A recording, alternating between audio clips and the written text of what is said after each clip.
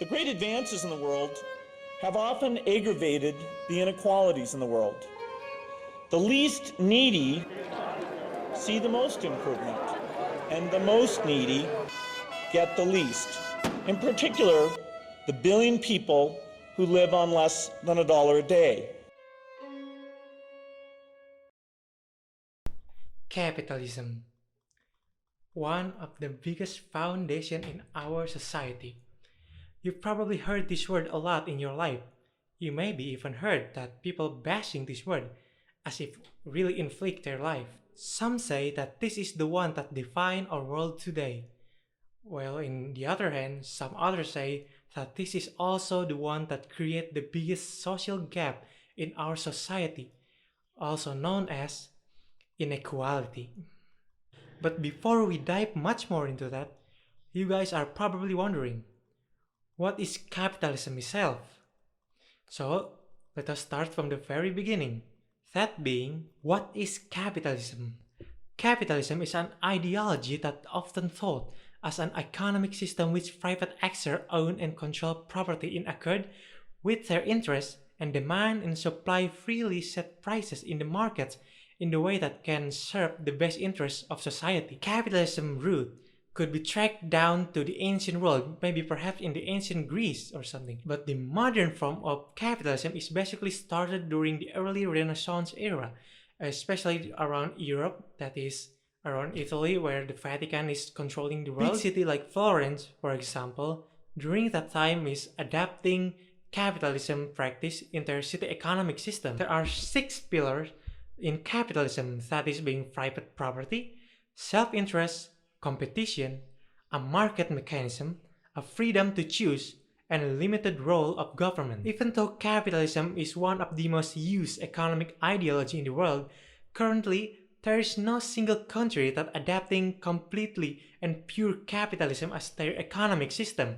So basically, these pillars are distinguished itself and made their own path as how the legal system in that country works. There is many big brands that as a product of capitalism that we use in our daily life. Most of these products are coming from the first world countries. If you look at it, looks like there's nothing dangerous about these things, right? Like, it's not like it was an extreme political party or something like that. It's just food, gadget, transportation, and things like just helping our life mostly. And so this is bring us to the main point of this video. How capitalism really create inequality. So this is the part that makes capitalism sound so evil. You ready? Inequality is an essential ingredient of capitalism. Yeah, that's right. Why? Because as the pillar said itself, capitalism profit is gained from the consumer motive. So how does it work? How does it affect everyone's life? Let's say if every citizen in a country received the same amount of income. It could be prosperous or maybe even disastrous.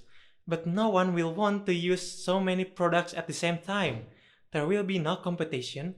Heck, there won't be any innovation or anything. The economic and social gap balance the supply and demand so people can choose what is best for their products to buy. And so since it's a private business, again, the capitalism forces all the business to compete with each other to gain the market interest. And also because of this market competition, the amount of consumer quality are being affected as well as the brand spread its wing. Like, for example, the more a franchise grow, the more the trust people put into that brand. And so on and on till it monopoly the whole market. This monopoly practice will disband any smaller brand that offer a similar product because they don't get the chance to gain trust from the market. And there won't be any market because, well, like I said before, the market is being completely controlled by that one huge particular franchise. So the problem with capitalism is if something grows too strong on the market, it would be very, very difficult for anyone else to start a similar business. And it ain't just stop there. Since the capitalism create a more difficult market to start a business, the people who are not getting any big inheritance or huge family wealth will be more and more tossed aside to gain any income. So this capital big branched franchise will offer a job request with a minimal wage as possible. And this kind of job is usually very easy to apply to. Because again, since it's a private business, the owner of the brand want the highest profit with the lowest expense as possible. And these people who can't have any business, they have no other option except just to apply to this big company as their workers. So this will be creating a bigger chance for this huge franchise to expand their brand while also shrunken the opportunity for the less fortunate. So if we put it in a very simple way, capitalism is the embodiment of the saying, the rich will get wealthier while the poor get poorer. In the end, capitalism is not a perfect design for an economic system. Many people through the history are being oppressed by the capitalists, but in our society, this is maybe the most sensible economic system to be adapted. After all, the rules are very complex for everyone to follow. That's why it's been used so much because, well, in a way, it does work. And before we found any alternative for economic system that as working as good as this, capitalism will always be around in our life because this is where the innovation of our civilization come from. But it come with a hard price.